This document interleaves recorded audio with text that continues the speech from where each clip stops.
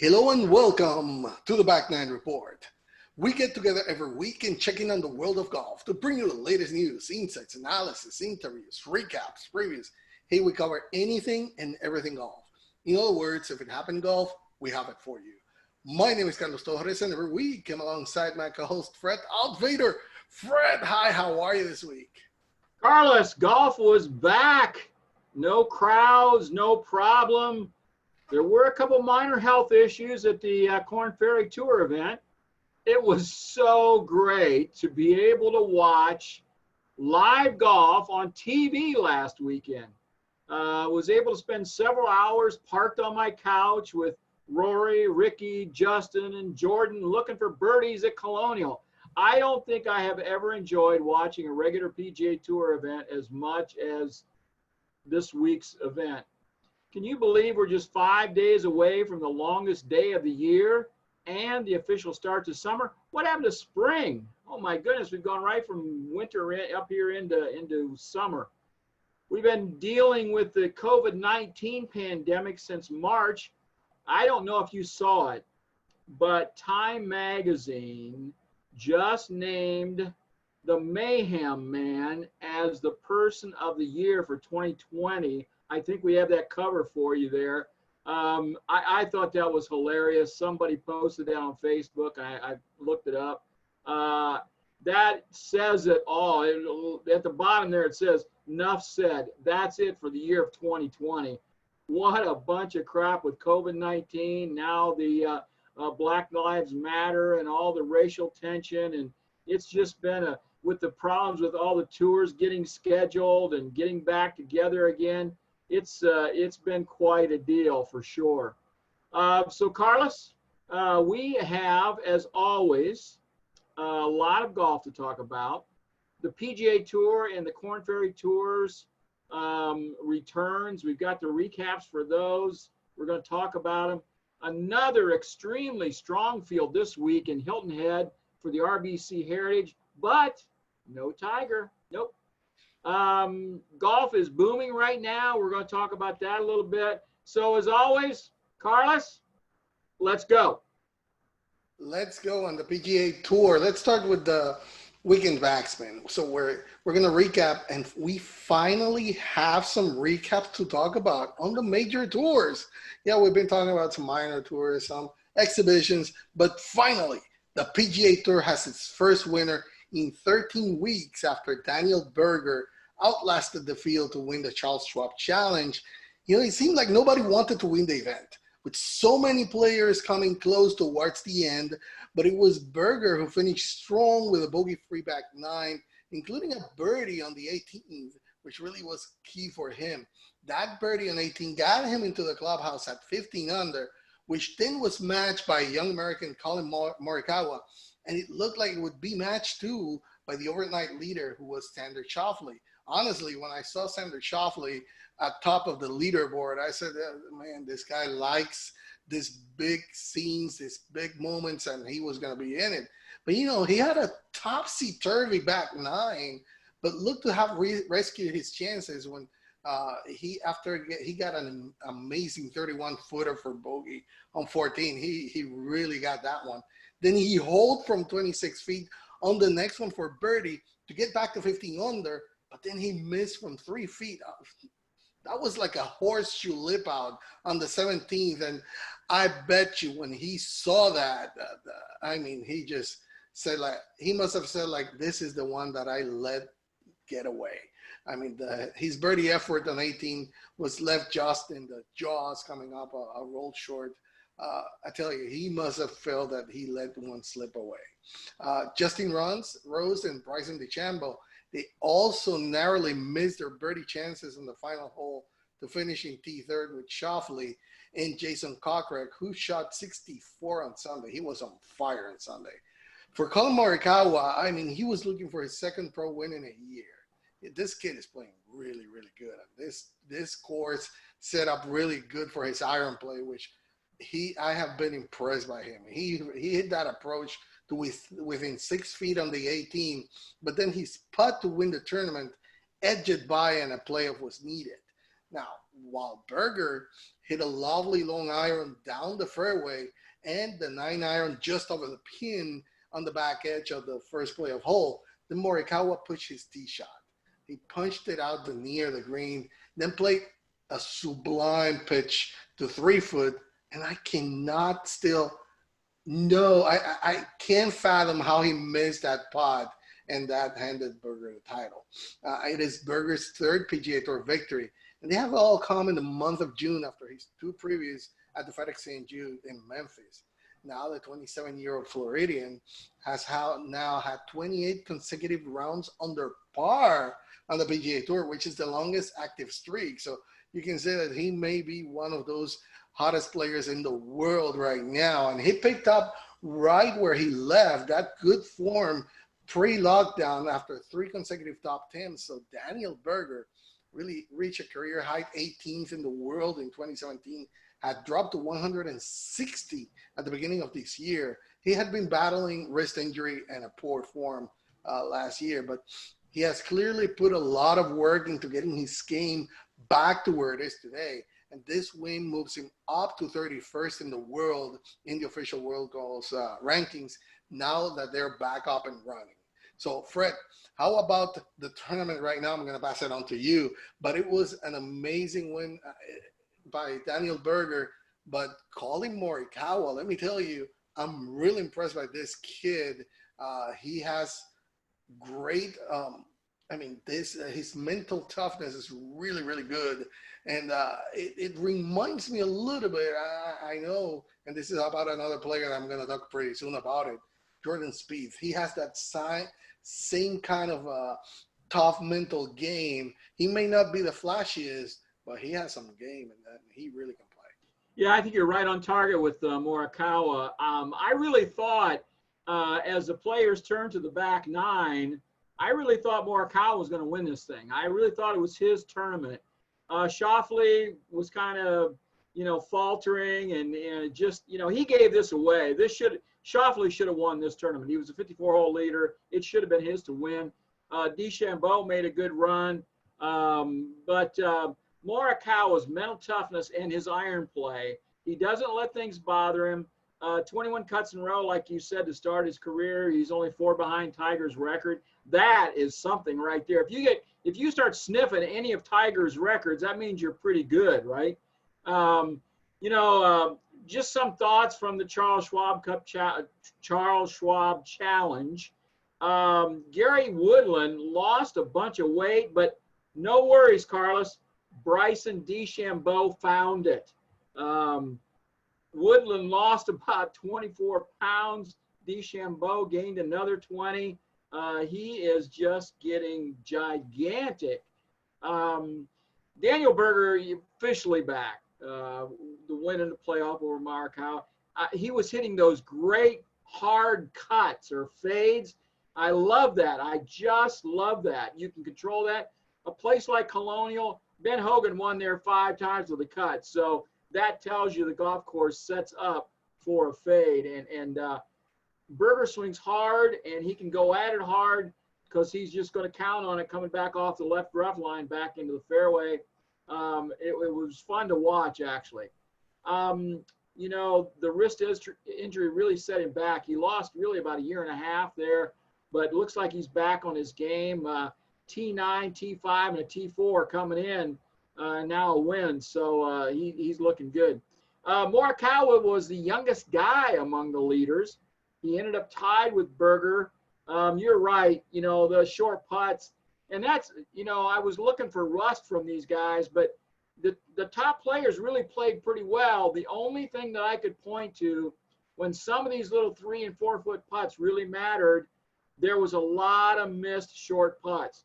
So that tells me maybe the focus and the tournament toughness just isn't quite there yet for some of these guys, but they're awfully close because they were playing really well. I don't know if you said it, but Morikawa is now 18th in the FedEx Cup and 27th in the world. That's very good, very heady company for him. Let's see. Colonial's a par 70, only 2 par 5s. This is a ball striker's course, very tight with small greens. guys like Jim Furyk, Kevin Kistner, and even Tom. Did you see the round that Tom Lehman put up? Now, what is he, 61 years old? He shoots a 65 on Thursday. He can't do that at a Bombers course, but he could do it at Colonial. Couldn't back it up, though. Carded a 4 over 74 on Friday, missed a cut by 1. Xander, like I said earlier, had the 54-hole league, struggled on Sunday a little bit. He still had a 69, left him at 3rd place. DeChambeau was just busting that driver. He is so strong now. He's just killing it. Kokrak fired the low round of the day, 64, moved up 10 spots. Jordan Spieth, still a conundrum with him. Played 3 really good rounds and then bogeys on 14 and 17 on Sunday. Moved him down 8 spots to T10. Tied with Justin Thomas, Sungjae M, and JT Poston. Harold Varner, what can you say? Had 2 great rounds on Thursday and Friday, 63, 66. Was the leader. 70, 72 on the weekend, not quite as good, but still very good tournament for him. He was, he was handling himself very well with all the pressure from the media about what's going on right now with racial equality in the country and all that stuff. And it seemed like the media guys were all bugging him about that. Rory, 3 good rounds, but a 74 on Sunday. That was kind of ugly. What did he shoot, 42 on the front 9 or something like that? That was ugly. Dropped 23 spots. It was his first non-top 5 in 6 starts this year. That's amazing. Other than that, he played really well. He just had a really bad front 9 on Sunday. Rose, very solid week. Bubba Watson and Patrick Reed, they're still playing pretty decent. T7, there's a pair for you right there. Brooks Koepka, he was in a tournament. Very quiet. Shot 4 rounds in the 60s, cleared down at T32. 4 rounds in the 60s at Colonial, and you're T32. That doesn't happen anywhere else either. Morikawa's contemporary Victor Hovland, T23 after an even par on Thursday. He got better, 68, 68, 66. Your guy, Carlos, Joaquin Niemann, T32. Listen to these scores, 72, 65, 72, 65. He was good on Friday and Sunday, just couldn't find it on Thursday and Saturday. 16 of the top 20 in the world were there. All of the top 5. I got some more stuff. I'm going to turn it back. I've been talking long enough. I'm going to turn it back to you. Yeah, we have a lot to talk about this tournament. It's the first one that we have back, and there's so many things that we can talk about. And first of all, I have some notes here, and I have a surprise to you I want to talk about. But first, let's talk about my guy, Jordan Spieth. I mean, if you can keep emotional investment out of it, watching him is terrific excitement. I mean, just as he had officially exited contention on Sunday, then he birdied 10th, he birdied 12 and 13 to get within 2 shots of the lead, and then promptly blocked his tee shot out of bounds on 14. I was like, Jordan, please, what's going on? He went on to make a 35-footer for bogey, and ultimately he finished T10. He was 4 shots out of the playoff, but he was there, like you mentioned, from Thursday to Friday to Saturday. I think most of the golf world feels unified with me in rooting for him to recapture some of those magic of the magic of the years gone by so far. Maybe that's just another reason why it's so difficult to do so. I think he's still trying so hard, but we know he has the talent. He's just so I don't know, so close to making it, and hopefully he can do it, because he can bring some excitement back into golf, which is really, really good so far. All the top players there. And talking about the top 3 ranked players, you already talked about Rory McIlroy. I mean, he put up one of Sunday's worst rounds, plummeted from the thick of contention to T32, and that was after birdies on 2 of the final 3 holes. So imagine how far he was before he got that good close. Okay, now his hole out from the greenside bunker, number 16, was one of the most joyless birdies I've ever witnessed. He was like motionless. But anyway, world's number 2, John Ram, he missed the cut. Enough said. I mean, I didn't even see him. world number 3, Brooks Koepka, he played his final 9 holes in 4 under, but didn't do much besides that en route to another middling result at a typical tour stop. He had said at the start of the week that his eye was on McIlroy's #1 spot, but neither one of them planned to finish the week tied for 32. It was incredible. Now, back to Bryson DeChambeau. I've been critical of him. I mean, no single storyline drew more attention over the course of the week, I guess, than Bryson DeChambeau's incredible new bulky self. I mean, the reputation of Colonial is that it doesn't reward driving distance at all. But there was Bryson, up another 15 to 20 pounds from what he was before the lockdown, and leading the field in driving distance and damn near leading the field, period. I mean, throughout golf's history, the experts have cautioned us that great players against chasing distance. Count me among those critics, of DeChambeau for bulking up. But I, for once, think, that he deserves some credit for once again looking and thinking outside of the box to get a leg up on the competition. In his post-round interview, he mentioned that he's gone from flying the ball 295 to 300 yards a year ago to 325 to 340 right now. Easily, he said. That is ridiculous. And his Sunday charge left him just 1 inch away from joining the playoff. So I guess golf's mad scientist knows a thing or two we all don't know. Now, regarding that, I have a note here for you, Fred, because yesterday, Colin Montgomery, all we know is that he's a European Tour Order of Merit winner 8 times. He was speaking about Bryson on BBC Radio 5 Live, where he said that the time has now come to introduce a tournament professional ball. Okay, and I'm reading it because I can't memorize all this. And he said, and I quote, Bryson played with Dustin Johnson the first 2 days, and he was giving him 25 yards off the tee, and Dustin is no slouch through that. Extraordinary. He's huge. It's great to see athleticism in the game, but to see him carrying 330 yards in the air, and with the bounce, you're up to 350, 360. This is getting unreal, something we haven't seen before, a whole new game we're beginning to witness. And then he said something has to be done or these classic courses cannot be used. On Friday, Bryson had 10 holes on which he was within 100 yards of the green for his approach. And if you include the 4 par 3s, that means there were only 4 holes in which Bryson was more than 100 yards away for his approach. The game has changed dramatically. He's now brute force and a sandwich. I'm an advocate of what Jack Nicklaus proposes, a tournament ball for professionals that goes only 80 to 85% as far. The time has come because we can't be building courses at 10,000 yards. He said a lot of other things there in the interview, Fred, but he's bringing now that word that we have talked about the bifurcation. He mentioned it by word, by name, and I understand what he's saying, and I've been a proponent of now cutting back the ball, but at the same time, I would say in this case we're seeing that it's Bryson the one that is doing it. I don't see, Dustin Johnson, Rory McIlroy, they were not hitting it that way. I have been very, not critical, but I've been maybe making fun of him bulking up so much, but I got to give it to him. It was like when we saw Tiger at the beginning that he was just bombing away.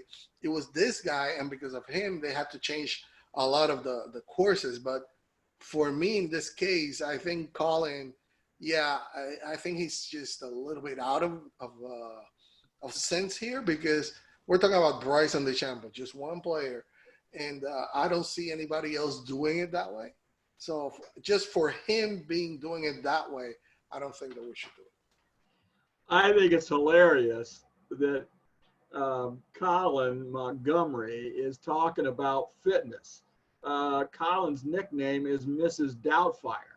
I don't think he's ever stepped foot into a fitness gym. Okay. Colin is not the most in shape individual. So for him to make any comments about Bryson DeChambeau's body and physique and that kind of thing, it doesn't compute with me. And you're right on, Carlos, as far as Bryson, the argument about cutting the ball back. Bryson is being rewarded for spending the time in the gym and doing the things he's doing. 5 of those shakes a day. Oh my God. I don't know how he guts those down. I've tried those years ago and I can't do them. I'm sorry. I can't do that. But you know, he's willing to do this. He's figured this out. It works for him. So, you know, you should reap the reward. You know, you're putting in the time, you're putting in the effort. You mentioned about Rahm missing the cut. You know, we didn't mention Ricky Fowler missed the cut. That's unusual. I watched him a little bit on Thursday. He just didn't quite have his A game. He just wasn't quite there. And we saw him play really well on the backside at Seminole, if you remember. He started off a little rough, but he played really good after about the 4th or 5th hole. I don't know. And this should have been a good course for him because he hits it, you know, he can control his ball and he's a good iron player and really good putter. So should have been a good course for him. But yeah, that was kind of amazing to me, Bryson, how far he was hitting it. It's paying off for him. Carlos, I want to talk a little bit about the TV. The numbers were through the roof. Averaged a little over 3 million viewers for Sunday coverage, up 50% from last year. Most watched Charles Schwab Challenge in 16 years.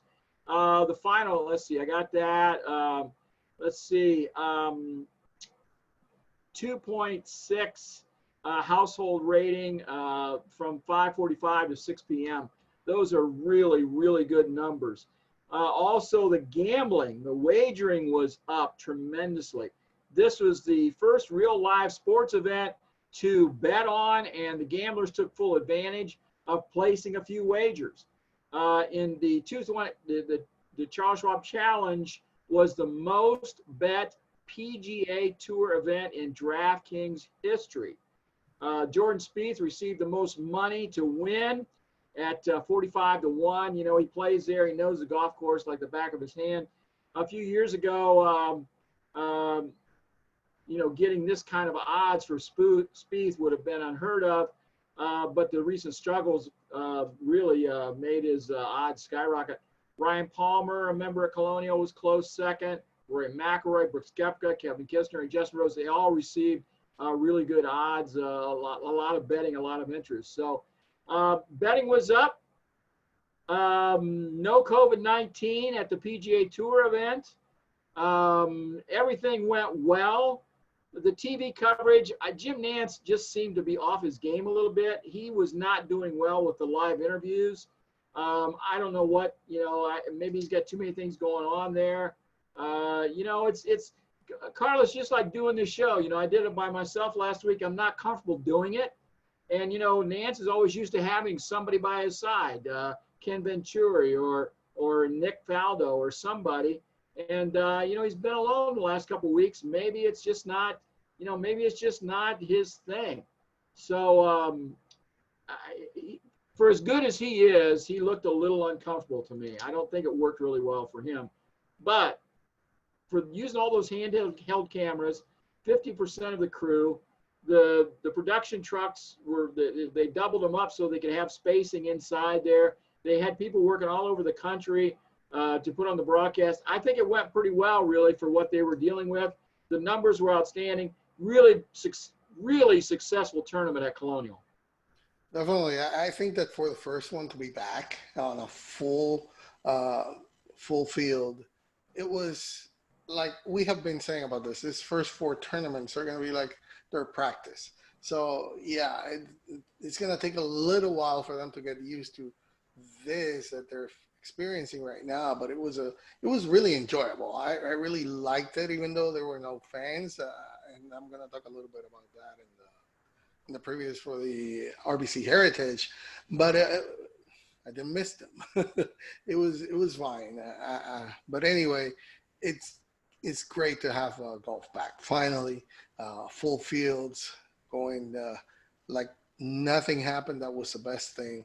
So hopefully we can get some redo over now at RBC. And we're going to talk about that pretty soon. But now let's talk about the Korn Ferry Tour. Because Luke List rediscovered his winning touch after 8 years in capturing the Korn Ferry Challenge at TPC Sawgrass on Sunday.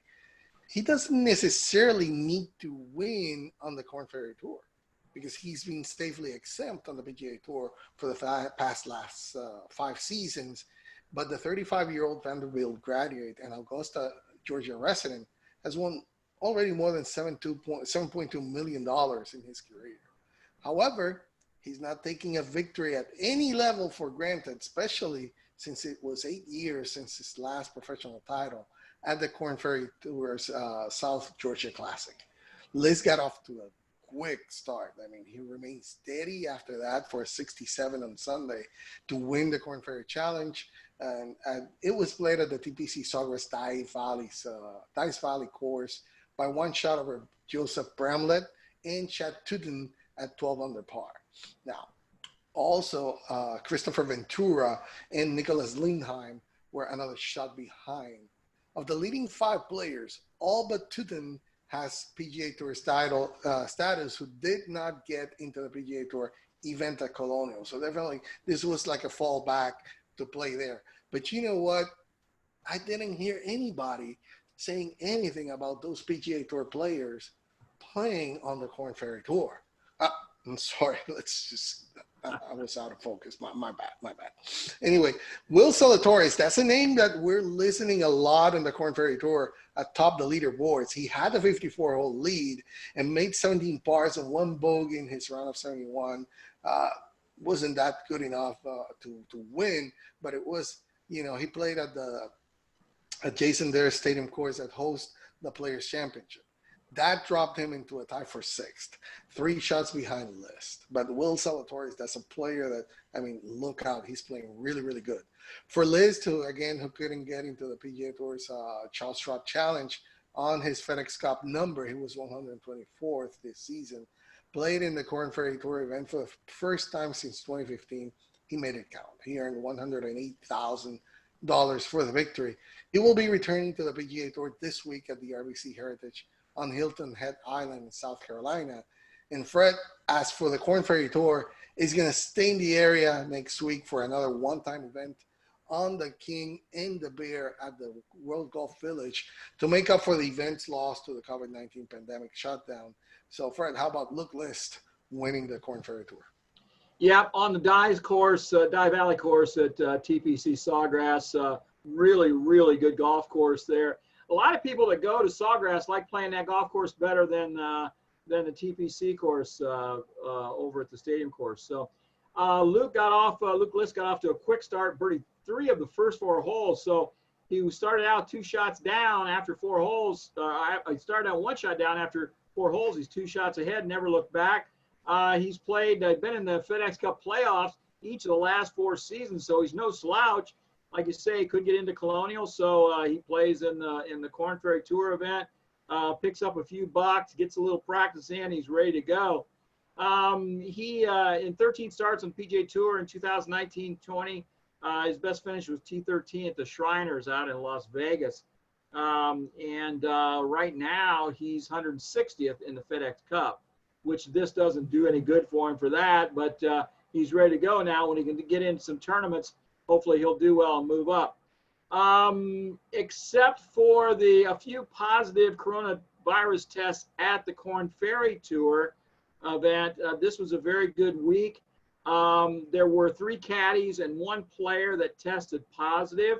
It was kind of inferred, no names were given, we don't know, but it was kind of inferred that a lot of the players are picking up local caddies, and it's kind of inferred that maybe the local caddies are the ones that tested positive. Just a quick note on that. Last weekend, I know you want to talk about this, Carlos. Last weekend, the PGA Tour conducted, between the Korn Ferry and the PGA Tour, conducted nearly 1,600 tests. And like I say, just these few on the Korn Ferry Tour tested positive. on a personal note, have you ever seen anybody receive one of those tests, Carlos? Yes, I have. Oy, ay, ay, ay, ay. We moved our mother-in-law. I don't want to scare anybody, but we moved our mother-in-law into a assisted living apartment over the weekend, and I'm telling you, she had to get tested there, and we were sitting. Oh, they rammed that. I think they put it clear up into your brain. I did not like that. I had to look away. So yeah, and Carlos. So my question coming back to you is on this COVID thing. What do you think it's going to take? What is it going to take for the PGA Tour to have to cancel an event or cancel a Corn Ferry Tour event? What are we going to see? Are they going to cancel an event because of too many positive tests? First of all, I don't see too many positive tests happening. I honestly think the players have been taking care of themselves, and they don't want to get COVID-19. So I am sure that everybody that is there, they want to keep going. I mean, they've been 3 months shut down, and I am sure that this must have been isolated cases, like you were saying, maybe local people. We can't know because they're not going to be publishing any of this. But I honestly think that, and again, this is my personal feeling, this is an individual responsibility. So it is up to you to take all the measures that you have to do to, first of all, keep working, in this case, keep playing for them so you can keep earning money. And I don't think, honestly, we're going to see, if ever we're going to see one or two here and there, that is going to happen. But to answer your question, really this will come down to if you see some of those top players coming down with COVID-19 and because of their exposure, that's a bigger exposure than any of the others, really, then they'll have to see the trace of the contacts and all this. But for what we see, they're taking all the social distancing measures. So even if you see one person being tested positive, that doesn't mean that the rest of the tournament is going to be infected by the COVID-19 at this point.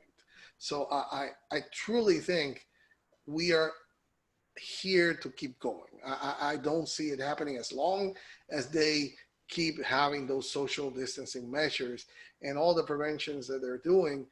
The question comes when all the people returns, the fans, and that's we're going to see it in about a month.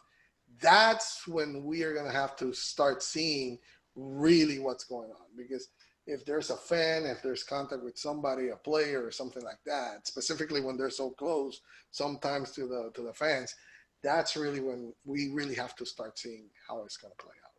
Yes, and with golf coming back as the first professional sport back, baseball, football, hockey, everything's looking at this right now and, trying to figure out how to bring people into a stadium or an arena and still play. That's when they bring fans back next month, and we're going to talk about this more. That's going to be the real tale of this whole thing, how this is really going to work out. This is really a question for me, Carlos. Most definitely, and the eyes of the sports world is in golf, because golf is going to be the first one to bring back the fans.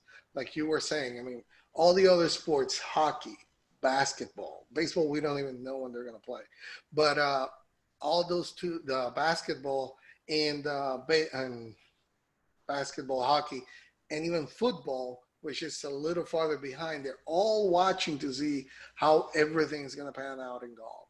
So that's why I tell you, they're going to have to be setting the bar very high and taking all the precautions there, because again, you don't want, like we said about the golf courses, and we talked about this when they were sanitizing things and all this, which is a procedure that they're still doing. You don't want to be that one that returns everything back to what it was in the lockdown. So anyway, the world of golf, that the return has been marked by Celebration Julie. but there was some somber news there other than the COVID-19 news there in the Corn Ferry Tour. And this is because Camilo Villegas announced early in the week that his 20-month-old daughter, Mia, has been battling brain and spine tumors over the past several months. I mean, this is every parent's nightmare, especially to such a young child. And it's tough for me to talk about it. The battle has been difficult for the Villegas family, but he decided to play the Corn Ferry Challenge anyway in an effort to find peace during this difficult time. He said, and I'm going to quote him, "We've got no other option than to be strong and to support Mia and to send her good energy." So Villegas is definitely going through this and playing there. He started really good. He had 67, but I mean, he has been supported by everybody there, the support and inspiration that he took there. He started with a 67. Unfortunately, he faded and finished in a T33rd. But the thing that he did, he shaved his head in solidarity with his daughter during the week. So, like I mentioned, he started with that opening round 67, faded into the week and settled for a T33 finish. But Camilo, we wish the best to your daughter, Mia. I know this is a tough time, and I'm sure that you are trying to get something on your mind to at least get your focus out of that and try to bring some inspiration to her. But that you did also with shaving your head. I mean, I'm sure, Fred, you also share this sentiment on wishing him the best and his family be strong. And I'm sure that this will be over for you soon. And we're hoping for a speedy recovery for your daughter. Yeah, Carlos, when I saw that story, it makes you sick to your stomach. You don't wish this on your worst enemy, actually. To see your child suffer and have to go through these kind of things, it's just, yeah. And I've told this story for many times, but the two most difficult things I've ever had to do in my life, I had to go twice to funerals for children of friends of mine who had children that died. And that is just, you don't know what to say. All you do is when you're there, you think about if that's your child, it's a terrible, terrible thing. And we hope everything works out for them. I know they're having the best doctors in the world work with them. And I hope something positive comes out, but just wish them all the best, Carlos. Definitely. All we're sending is positive thoughts. So Camilo, our hearts are with you, man. Wish you the best. For you and your family, be strong. Now let's talk about another result, and that was the Hurricane Classic. The Women's All-Pro Tour is the qualifying tour for the Symetra Tour. And last week they played the Hurricane Classic in Anna, Texas. That's just a half-hour drive from here where I live. So see, Fred, we're getting there. Texas in my area, we're getting things here. We might not be the center of the golf universe, but we're getting some love, and that tournament had one of the strongest field in the tour's history. And it came down to a showdown between the 2019 Symetra Tour Rookie of the Year, Kristen Gilman, who's from Austin, Texas, LPGA rising star Maria Fassi from Davenport, Florida, and amateur standout Alexa Pano, she's from Lake Worth in Florida, in the final two rounds. Gilman ended up getting her first win as a pro. She was 6 shots better than Fassi, who finished second, and Pano finished third, 2 behind Fassi. By the way, that third place finish gave Pano an exemption into the Symetra Tour. Like I mentioned, this tour is a qualifying to the Symetra Tour. So, Fred, overall, nice tournament to get the ladies going here. The tour now is heading to Paris, Texas, at the Paris Golf and Country Club for the Kathy Whitworth Paris Championship. So, good action. Kristen run away with the title, but it was good to see some of the women at least getting some action on the Pro Tours. Yeah, Alex Pano, going to be a freshman at Stanford. We have talked about her now for about 3 years, right? She is going to be a force very, very soon in golf. Kristen Gilman out of Alabama won the 2014 and 2018 U.S. Women's Amateur. She was a 2019 LPGA Rookie of the Year runner-up. She made 22 cuts last year, earned about $500,000 in the LPGA Tour. Going to be a very nice player. She's got a good background. Also in this tournament, LPGA member Brittany Lang finished T7. So, pretty good field there. Pretty tough when you LPGA member finished T7 behind all these other young players. So, yeah, Carlos, you got some good golfers down there in Texas, and some of the pros, some of the better names are trying to play some of these minor events, just getting ready to go whenever they can get back to the big tours. Yeah, the thing is, I didn't hear anybody complaining about Brittany Lang playing there. Yeah. I have to let this go. I have to. You're just not going to let that go, are you? Not going to let that go. This is. Let's talk about the next tour. Okay. First of all, much like the Women's All-Pro Tour, it's a qualifying tour for the Symetra Tour, and then the Symetra to the LPGA. The Echo Tour, you might not have heard about it, but that is a Denmark-based tour, which is one of the qualifying for the Challenge Tour, which then is the qualifier for the European Tour. And on that tour, Emily K. Peterson, made a bit of history this week by winning the Bravo That's a funny Tours. name for a guy, Emily. Well, let me tell you, she won the Bravo Tours Open by Enjoy Resorts on the Echo Tour. She's a former Solheim Cup player and took down a male-dominated field to win the 36-hole event, shooting rounds of 66 and 67 to beat Oliver Suhr by a shot at the Smoron Golf Club. Peterson wasn't the only female player to finish the medal stand. Also, the LPGA player and ladies European Tour winner Nana Kortz Madsen finished tied for third with Rasmus Højgaard, Christopher Saltstrom, and Nicholas Norgard Moller. Okay, I see, Fred, I'm doing the whole tough last names. You keep going. You're doing good. The tournament turned into a show by myself. You got to cover those names. The tournament turned into a two-person race late in the second round when Suhr eagled the 16th hole, but then Peterson made her only bogey of the tournament on the same hole. That made them close. Now, Peterson rallied with a birdie on the 17th and a par on the 18th to seal the win. As is custom in this mixed gender events that we see, at least there in the European Tour or the European side, the women and men, they played from separate sets of tees. That, if you look at it, is designed to give the pros similar clubs to use when they do their approach shots. Okay, so it's not about playing from the same tee. So you really want to make it when it counts. That's when you want to see who really has what it has. And there were 9 women competing in the field of 82 players, with amateur Mary Lund Hansen finishing T23rd, and Lynette Lital, Dirk Holmskalk, and Nicole Brock Larson both finishing at T30. So, Fred, once again, we see that when you give the ladies a chance, they prove they can be as equally competitive with the boys and even win like it did with Emily K. Peterson.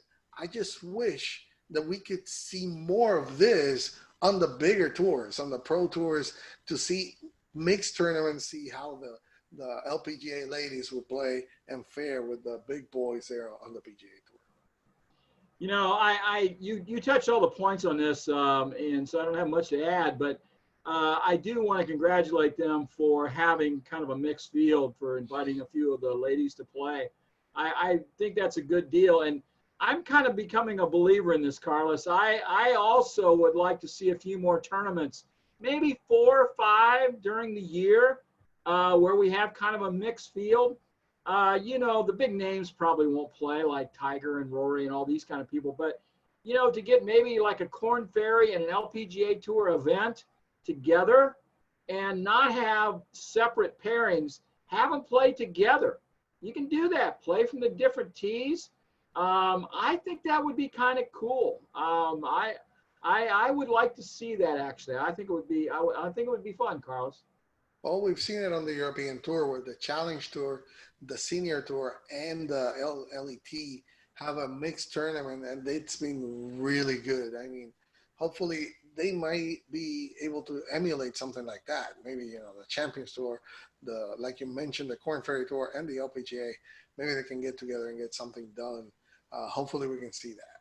But with that, we wrap up our weekend backspin, and now it's time for us to talk to you about what's going to happen this week on our forecall. And the first tournament that we're going to talk about is on the PGA Tour, and that's because the RBC Heritage is going to be played right here on Hilton Head.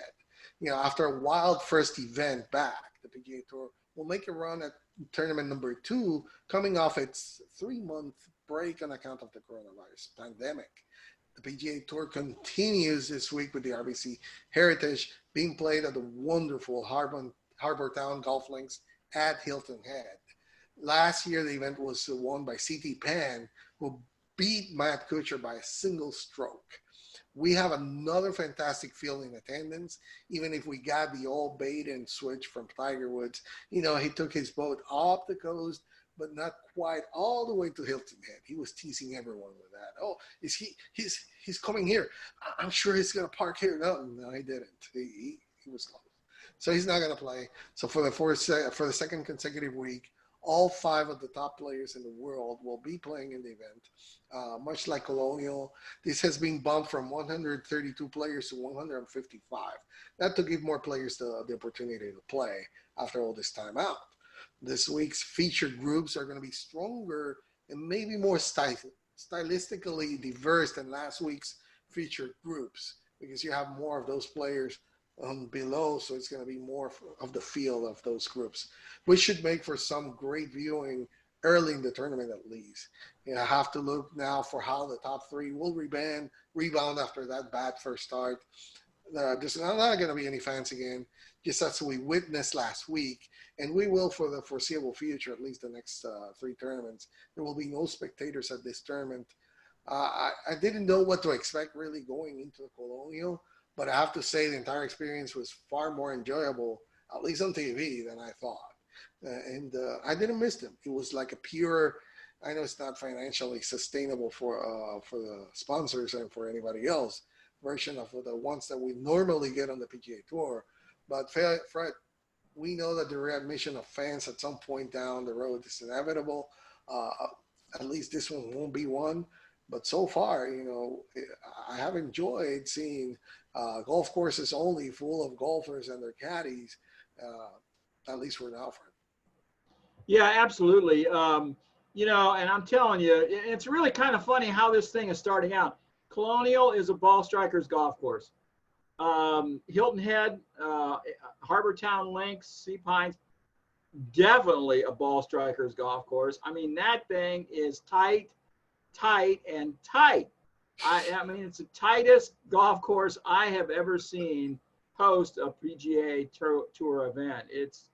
It was tight for me, and I'm pretty straight. So I'm amazed that they play there. They must hit a lot of irons off of tees there. 101 former winners in the field this week, so another very strong field. Oh, and I meant to tell you, so then we're going to go to the Travelers. That's a tight golf course. And up at Detroit, there's a little more room there, but a few of the holes are tree lined and they get pretty tight there up in Detroit. But yeah, we're seeing these shorter ball striker golf courses to start off the year for them.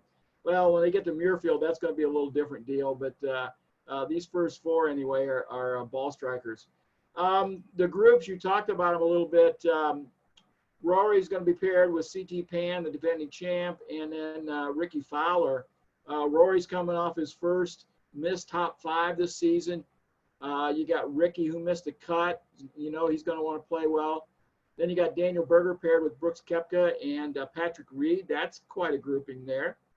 Koepka is making his first start at Hilton Head.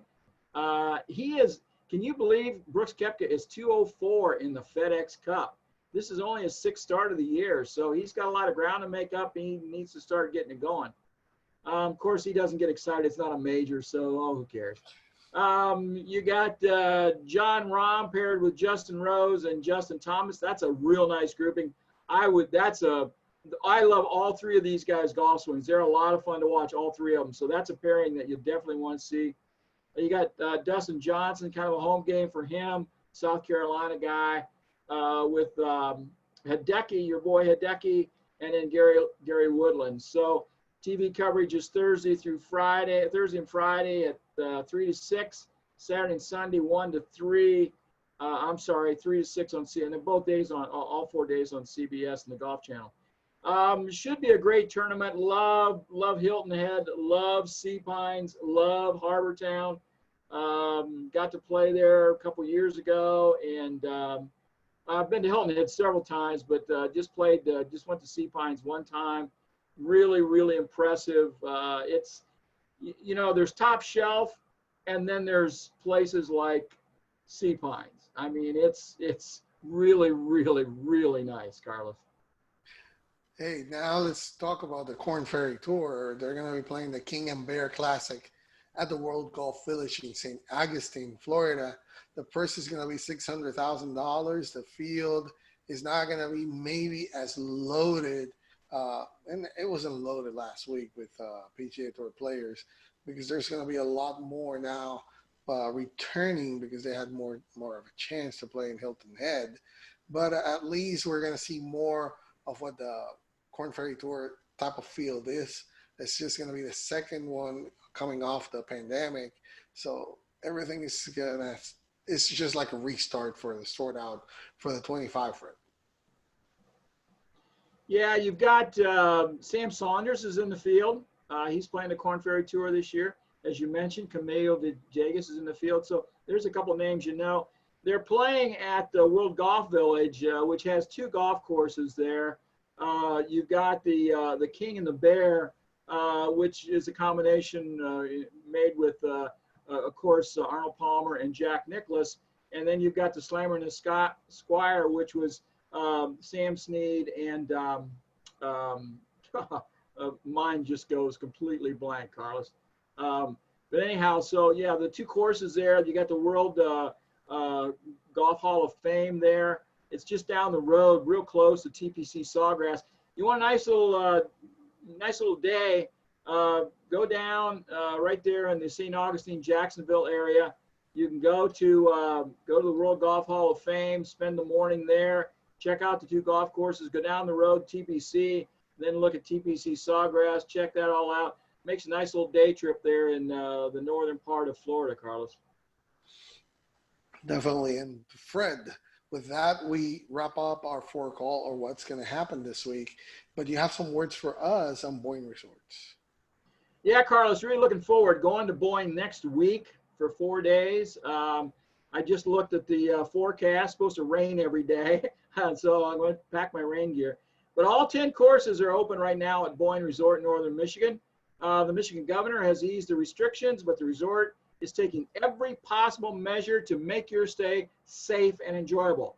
In addition to great golf, there are 3 spas, hiking, biking, fantastic dining, and the beautiful scenery of Little Traverse Bay and Lake Michigan. Do yourself a favor, book your next golf getaway right now before they fill up for the rest of the summer. Tell them Back Nine Report sent you, and visit boyne.com/golf for pricing and reservations. Carlos, back to you.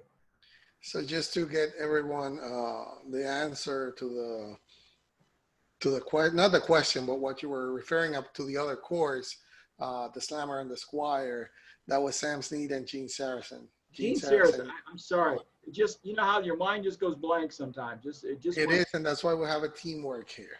So, and Bobby Weed was the design architect that helped with that alongside those 2.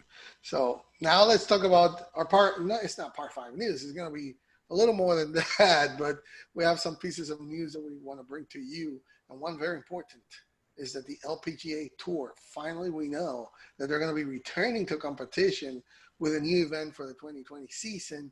That is going to be the LPGA Drive On Championship. And that is going to be, a 3-day official tournament held from July 31st to August 2nd at the club Inverness. I think that it's in, see, things slip my mind, Fred. You're going to have to help me here. Toledo, Ohio, right on Dorr Street. Just downtown. You see, but Fred, you're going to have to explain this to me, because the Marathon Classic was supposed to be that week. So I guess they petitioned it to move, but we're seeing that, you know, the PGA Tour is going to have back-to-back tournaments there in Ohio. Now the LPGA Tour is going to have back-to-back tournaments in Ohio, all in your backyard. Do you have anything to do with that? I mean, just tell us what's going on here. Ohio, I've been telling you for years, Carlos. I've been telling you guys for years, Ohio is the center of the golf universe. More golf stuff, great golf stuff happens in Ohio than any other place on earth, I'm telling you. Yeah, you know, we talked about this a couple weeks ago with where the Marathon Classic was scheduled at that third week in July. There was going to be 3 weeks to go to Europe, and they're not going to have those events, so they'd have a big gap. So they really wanted to stick another event in there.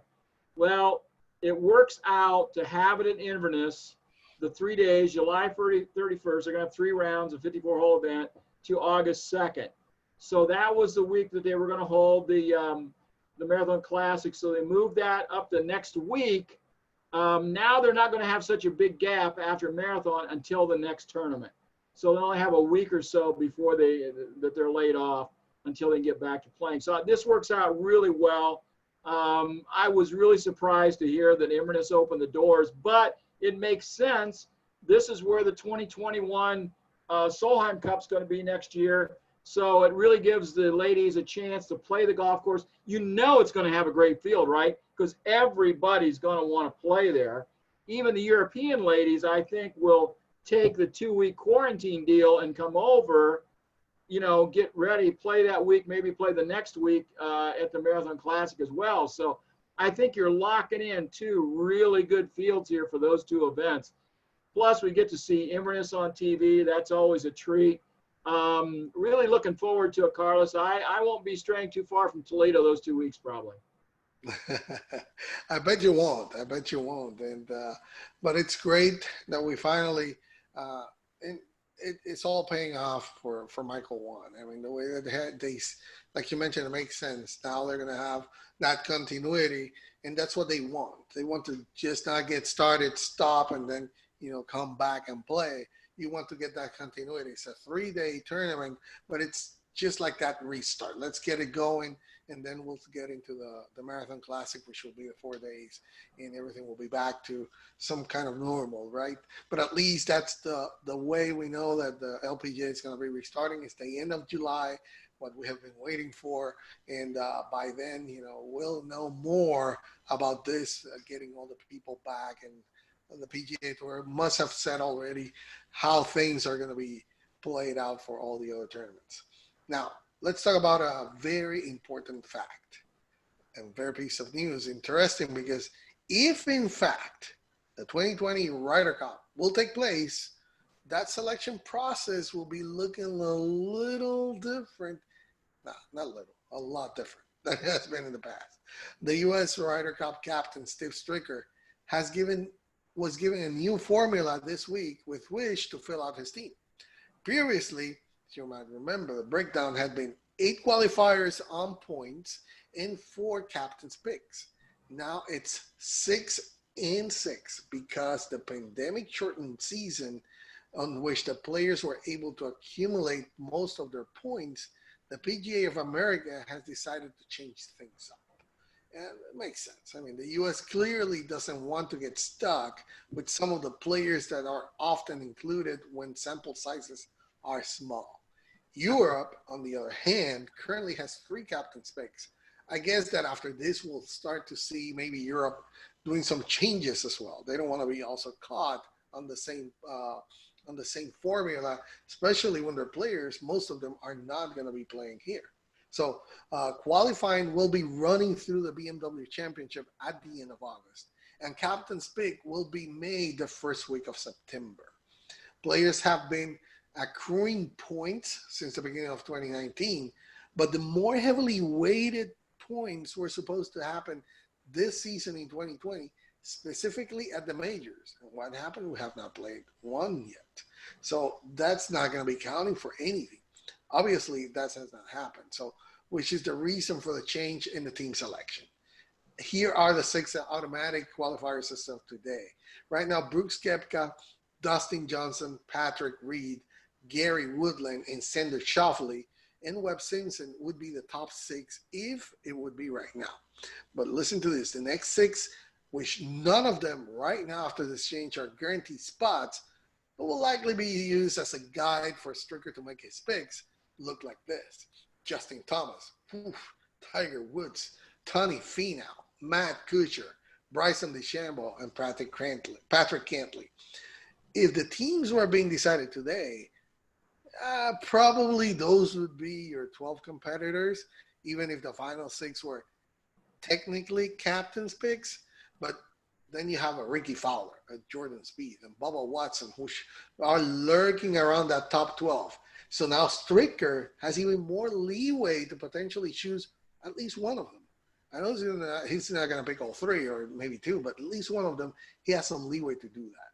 All of this may be moot, of course, if the event, which is scheduled for September 25 to the 27th at Woodland Straits in Wisconsin, is canceled because fans are unable to attend.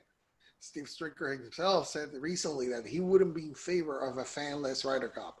And he's right, so Fred. I mean, we have talked about this. Ryder Cup without fans is just not a Ryder Cup. But we still have a long way to go between now and then. So everything, even from the fans, is both for the fans who are wanting to attend as well as the players who are trying to get onto this Ryder Cup team. So there's some time for that to happen. So I guess that as the tournament progresses, maybe by the end of July, we'll get a more sense of what's going to happen with the Ryder Cup. Yeah, Carlos, a couple things. I'm beginning to believe that the Ryder Cup's going to happen. Number one, I just got an invitation yesterday to come up to Whistling Straits for like a pre-Ryder Cup visit. So I think I'm going to try and go up there in mid-August, something like that. Also, I really think that the Memorial is going to be the watershed about having fans for the Ryder Cup. I really think that's going to tell the tale. If they can get by okay with fans at the Memorial, you know, now we're at the end of July. They're at the point where they got to start making some plans. I guess they're going to be starting to put up the stands and all the stuff at the hospitality tents and all that stuff at the Ryder Cup. So they're planning on having it, but I really think the final decision is going to come right around after the Memorial or that first week of August, something like that. You talked about the names, the first 6.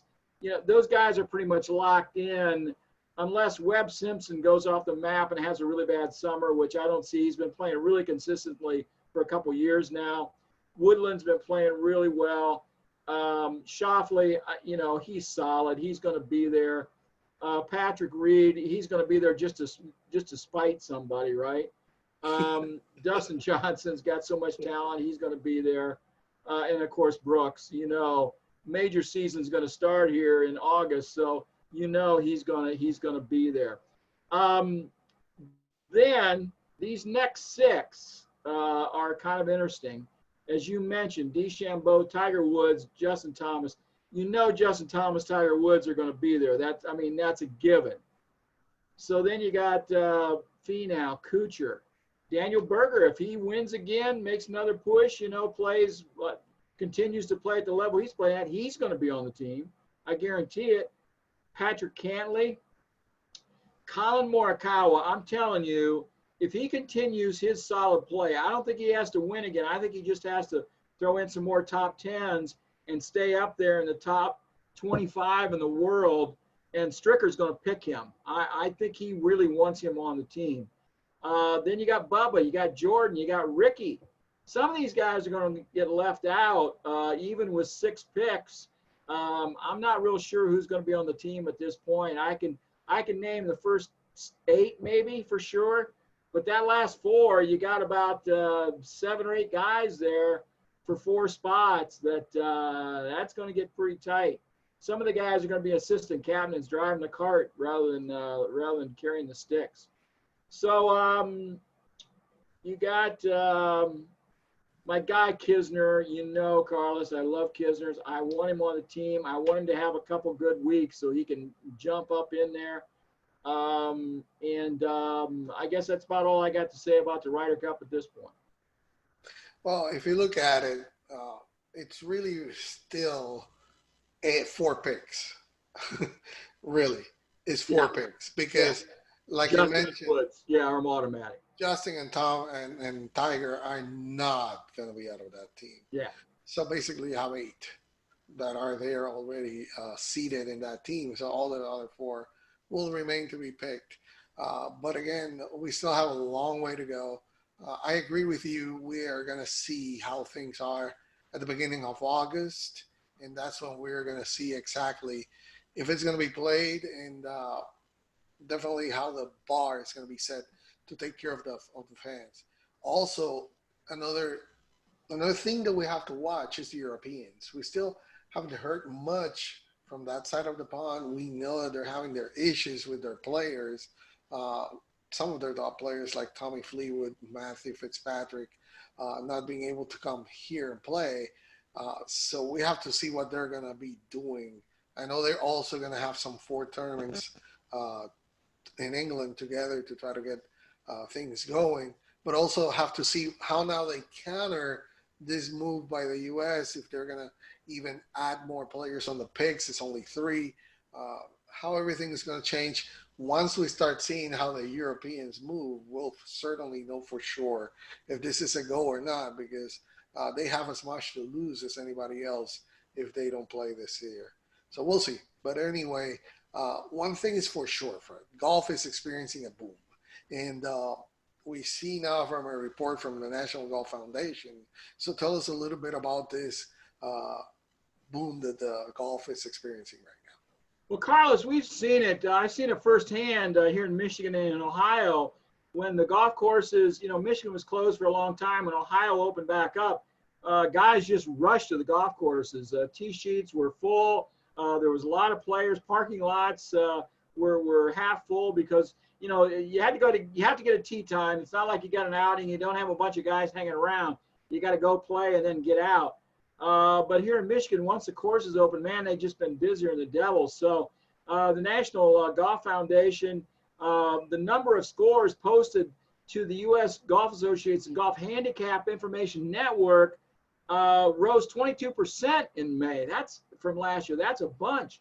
Rounds played at course in San Francisco, Phoenix, Orlando, Florida jumped more than 20% from mid-May to the first part of June. Compared to average traffic in previous years. In the past 6 years, the number of golfers in the United States is kind of hung around the 24 million mark.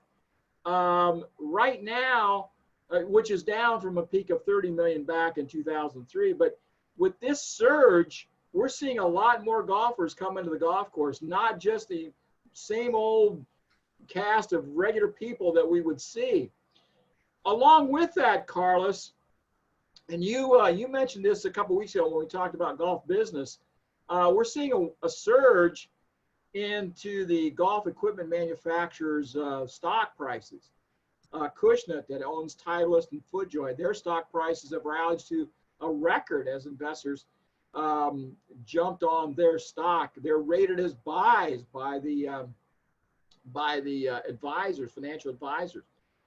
Acushnet gained 67% from a March 23 low. Callaway has been a slower rebound, but they're still rated as a buy. So 98% of American golf courses have now reopened. There is just a lot of people playing. Golf is a perfect sport to maintain social distancing while getting some outdoor exercise. The food service is still limited in most courses, however, and golfers are urged to refrain from hanging around the clubhouse or congregating in groups after the rounds. So, Carlos, really good news for the golf industry after really struggling for a couple months there.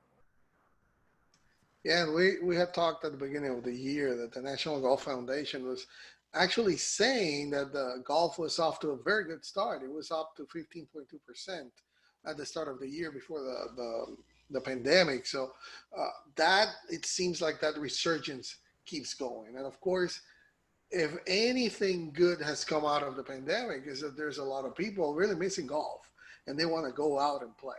And that, of course, like you're mentioning, it's an indirect benefit for the golf industry, for the manufacturers, because then I want to get my golf clubs. I want to get fitted. I want to get everything new right now. I'm going to go out to the course. I'm going to get my shoes, everything going. So let's see now how the golf industry tries to maintain that momentum. That's going to be the key, how they're going to incentivize everybody to stay playing. Of course, a lot of that will have to do with how the tournaments and the players are going to be, these tournaments that are coming, how attractive it is, if Tiger Woods continues his resurgence. But I think we're headed the right way on this one, and hopefully we can keep it going and have another big boom going back into golf.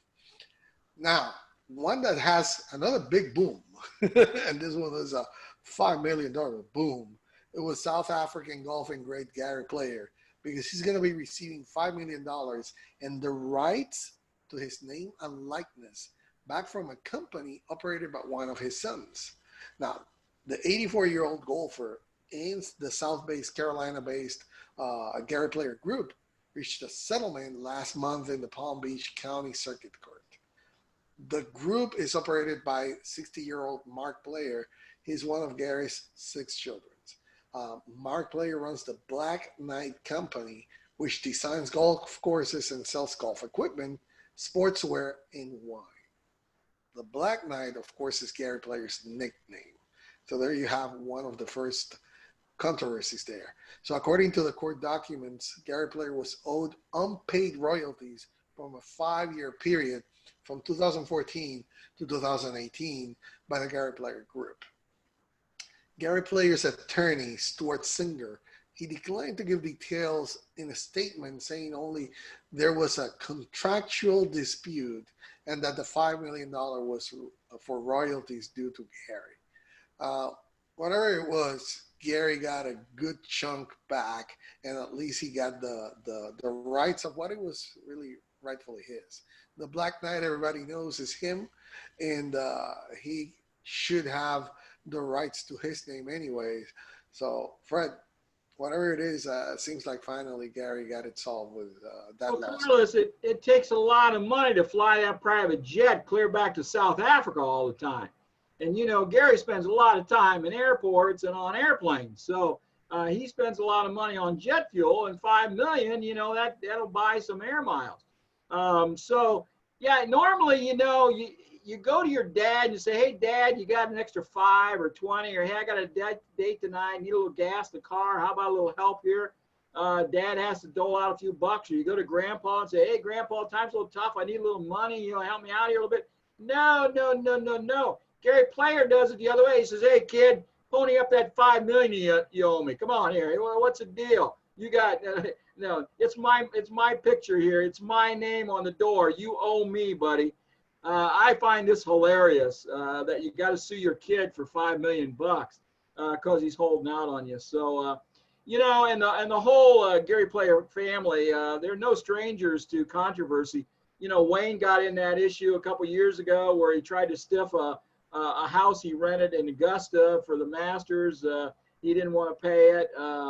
And then they also had a drawing for a deal, and a couple paid $6,800 for a meet and greet with Gary and a play and this kind of stuff. And they backed out on that, and the guy got mad, and Wayne got in a fight with him and stuff. So you know, they've been having some issues between them. And there's always rumors that Gary's mad at one kid for another for something or other. And so they go back and forth quite a bit. So this was kind of a funny little story. I got a little chuckle out of it, Carlos. Yeah, for Marc to have the male fortitude to, you know, use his dad's name and his dad's nickname to his benefit, and not just give him anything for 5 years, that, you know, that takes some guts, to put it that way. Hey, Fred, I know you like this story, and that's about the European Tour caddies that have come to the aid of their counterparts on the Asian Tour and the Sunshine Tour with what is a fundraising prize draw for golf memorabilia to help them weather the tournament drought due to the COVID-19. This is a noble initiative that it's by the European Tour Caddies Association, the ETCA, using crowdfunding platform GoFundMe, and it was mooted by Brendan McCartan. Brendan McCartan is Gavin Green's backman. Gavin Green is the Malaysian #1 player. Now, organized by him along with fellow caddies Gareth Lord, Billy Foster, Brian Nielsen, Jamie Lane, and Zach Rasigo, the fundraising campaign comprises a draw for golfing memorabilia and equipment donated by the ETCA members, players, and manufacturers with a target of raising up to £28,000. Now, all those proceeds will be distributed equally between the Professional Tours Caddy Association, the PTCA, of the Asian Tour, and the South African Caddies Association of the Sunshine Tour. McCartan was inspired to get a team of caddies together from the ETCA following an unexpected donation from the European Tour and the success of two similar initiatives set up by Foster and Ian Finno-Fins in April. So at the present time, the draw includes 39 prizes, including signed flags from Justin Rose and Jordan Spieth, in addition to some putters, drivers, and Ryder Cup apparel, with a cost of £5 per raffle ticket. Now, the draw winners will be announced on June 25, but Fred, at least we see how golf's own takes care of their own. The caddies taking care of others in other tours. And we've seen this. This is just another example of how golf keeps helping and keeps giving. And that is just the nature of it. Yeah, we've seen this kind of effort really started at some of the private clubs that really pride themselves in having good caddy programs and professional caddies, and really worried about their caddies. And they, ponied up auctions and got different stuff. Got people to give trips and donate different things so they could auction off to give money to their caddies, so they had a little money when they weren't working. And so it's grown and grown, and now we saw the efforts of some of the tour pros helping out the caddies here in the United States. One of the places that's really gotten hurt by this are the Evan Scholars kids, who caddy in the summertime to get scholarships to go to college. They haven't been able to caddy, so that's really been hurt. But this effort helps European Tour caddies on the minor tours in Europe. And congratulations to them for getting this going. Not a lot of money raised, but every little bit helps, Carlos. Every little bit helps, and definitely more and more. We keep saying it. I mean, nobody gives like golf, and they are truly a giving nature. And with that, now we move into the practice range, where every week Fred and I pick a topic, and this week, Father's Day is going to be this Sunday. So, knock, knock, tick, tick, some ideas here for those golfaholics dads on Father's Day. So, Fred, you're the expert on this one. What you have for us so that, our wives, I mean, not our wives. I'm not talking or your girlfriend, Carlos. Or your girlfriend. That's right. Not mine, but anybody's girlfriend. Could think about what to get, the father in their life if he's a golfaholic specifically. So, Fred, talk to us about some ideas that they can have for this weekend. Well, in the Ohio Golf Journal, the June issue, we have like 3 pages of different things with some little short reviews on them. And one of the things I also want to talk about, one of the coolest products I've seen in the last few years are the Finn scooters.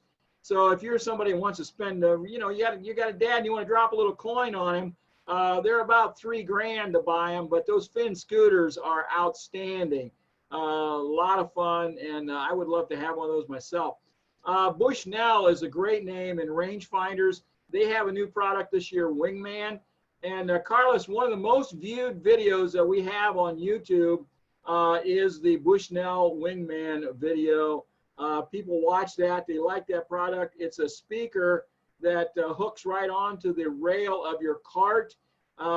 You can dial up all your music, news, whatever you want while you're playing golf. But also there's a little clip, there's a little chip that goes off of it into your pocket, and it will give you the yardage. When you touch that, it will give you the yardage to the front, middle, back of the green. It'll tell you what's going on. So very, very cool product. Zero Friction, a great company. They've got tees, balls, gloves. Also, they have this nice little package they've got with everything already packaged together. Really easy. Call them up. They'll send it to you. I think it's only about 30 bucks. It's a wonderful product. And then there's other products, like I say, in the Golf Journal. There's all kinds of products, reviews that we've got on Back Nine Report TV, on YouTube at back9report.com, and also on Roku. Gift certificates are always good. If your dad likes to travel a little bit, maybe French Lick or Boyne, you know, he wants to take a buddy's trip, call him up, get a gift certificate for him. It's a good deal. And the last one I'm going to mention real quick, Carlos, golf lessons. You know, you don't need to spend $500 for the newest, latest driver, or, you know, $300 for a putter. Go spend a couple $100, get a gift certificate for a couple golf lessons for dad. That'll probably help him out more than anything. Carlos? Fred, I mean, there's so many other things. You can get maybe putting aids, swing aids. You can have, there's even towels that you can have monograms on it as well. You can have divot things that you can put to help. There's a lot of things that we use in the golf course that you just can think about. Just try to see, you know, and try to get us some of those things. You don't have to go for golf clubs, although if you want. We're not going to say no, right? I mean, we don't want another tie. We don't, you know, we don't want another sweater, you know, yeah. That doesn't work. That doesn't work. But, you know, things, just think about what, go, you know, very, don't try to go right away, but just go to our golf bag, see what we have there, and just, you know, just go. There's some websites, I'm not going to mention the names, but just Google them and you'll see, you know, you can get something different, something like that. And, you know, you'll get us to do something good on Father's Day. And anyway, before this Father's Day, we have to say happy Father's Day to all our golfaholic fathers there. So we wish you the best. Of course, we're not going to be on Sunday on the air to tell you about it. So we have to tell you right now. So happy Father's Day to everyone out there right now, Father's Day. Anyway, anything else you want to add before we move on? This is a really important day, Carlos, and I'll tell you why. It's Phil Mickelson's 50th birthday today. He turns 50. He's eligible for the Champions Tour now. So I don't think we're going to see Phil on the Champions Tour anytime soon, but he could play there if he really wanted to. If he can't get into a PGA Tour event, now he can go play on the Champions Tour. So also, he just opened his first golf course in North America, Mickelson National up in Calgary, Alberta, Canada. So if you're happening to go up that way, you're going to want to put that. It's a public golf course right now. Hopefully it'll be private maybe sometime in the future, but right now it's public. So if you're going up there, you may want to put that on your bucket list. Also, Carlos, just want to mention, go to MichiganGolfJournal.com, OhioGolfJournal.com. Check out this month's issue, hit the archives, check old issues, current stories are up there, all that kind of thing. Back Nine Report TV is on Roku. It's on YouTube. It's at back9report.com. We've got those product reviews. We got interviews. We got travel. We got all kinds of stuff there. Fitness videos. Check them out, Carlos. If it's golf, we got it someplace. Definitely. And, you know, there was a very nice article regarding Phil Mickelson's 50th birthday and Golf Week. You can watch it. They asked some of the pros what to get to him. And it was really fun. It was really fun. So you can imagine how it was coming from the players to Phil Mickelson. So Back Niners, that will wrap up another week of the Back Nine Report. Thank you for joining us. It's always our pleasure to bring you the latest on the world of golf. We didn't have a VIG, so we don't have to say thanks to them. But anyway, thanks to you for joining us. Don't forget to join us next week.